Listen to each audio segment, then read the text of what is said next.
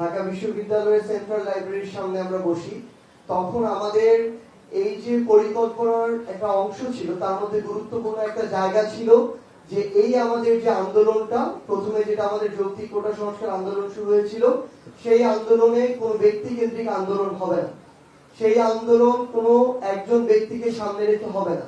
এ কারণে আপনারা দেখে থাকবেন ওই জুলাইয়ের যে সময়গুলো ছিল, ওই সময়ে শাহবাগের উন্মুক্ত মঞ্চ বলেন, রাজু ভাস্কর্য বলেন, কিংবা অন্য কোনো জায়গায় এক এক দিন এক একজন ব্যক্তি এক এক দায়িত্ব পালন করত, এক এক দিন সামনের সারিতে এক একজন ব্যক্তি থাকতো।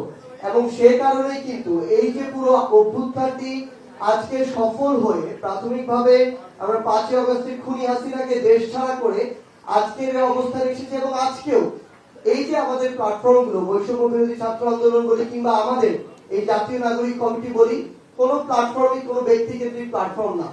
আমরা আমাদের জায়গা থেকে মনে করি যে বাংলাদেশের যে মানুষ, তরুণ প্রজন্ম, তারা তাদের জায়গায় এই পরিবারতন্ত্র এবং ব্যক্তি কেন্দ্রিক যে রাজনীতি, এটার উপরে বিরক্ত।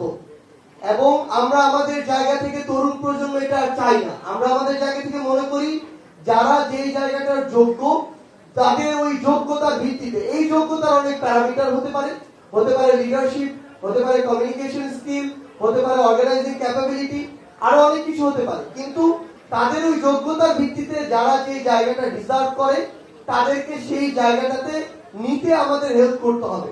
এবং আমরা আমাদের জায়গা থেকে আমাদের জাতীয় নাগরিক কমিটির সেন্ট্রাল জায়গায় আমাদের যে কেন্দ্রীয় কমিটি রয়েছে, বৈষম্য বিরোধী ছাত্র আন্দোলনের যে নির্বাহী কমিটি রয়েছে, সামগ্রিকভাবে আমাদের যে নতুন রাজনৈতিক দল আসবে, এই প্রত্যেকটি জায়গায় আমাদের নির্দিষ্ট সময় পর পর কাউন্সিল হবে। এবং যারা এই কাউন্সিলের কোন একটি নির্দিষ্ট কাউন্সিলের সদস্য হবে, তাদের সরাসরি ভোটের ভিত্তিতে আমরা এই বিষয়টি নিশ্চিত করব যে তারা তাদের প্রতিনিধি নির্বাচন করবে। তো আমরা এটা অবশ্যই আপনাদেরকে আমাদের জায়গা থেকে কথা দিতে পারি যে আগামীর বাংলাদেশে আমরা শুধু গণতন্ত্র দেশে দেখতে চাই না, আমরা যে রাজনৈতিক দলগুলো করতে চাই এবং দেখতে চাই, সেগুলোর ভিতরেও গণতন্ত্র দেখতে চাই। আমি আমার জায়গা থেকে আহ্বান করলাম, খুনি হাসিনার দোসররা গিরগিটির মতো অন্য রূপে আমার কাছে চলে আসলো, সেই সুযোগটি আমরা হতে দিব না। আমরা আমাদের জায়গা থেকে প্রতিনিধিগুলো বাছাই করছি, এর ভিতরেও কিন্তু সীমাবদ্ধতা দেখা যাচ্ছে মাঝে মাঝে, আমরা সেগুলো সংশোধন করছি।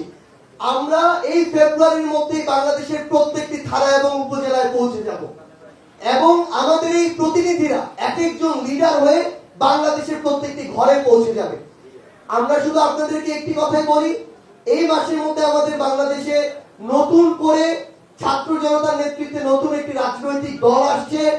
এই রাজনৈতিক দলের আপনারা যারা আজকে আমাদের সামনে রয়েছেন, প্রত্যেকে এক একজন লিডার, এবং এটি মনে করে আপনারা আপনাদের জায়গা থেকে ওই যোগ্য, দক্ষ, সৎ, এই সৎ দেশের প্রতি, দেশের মানুষের প্রতি যে মানুষগুলো আছে, আপনারা নিজের এক একজন লিডার হয়ে সেই মানুষগুলোকে ঐক্যবদ্ধ করার কাজে আজকে থেকে লেগে পড়ুন।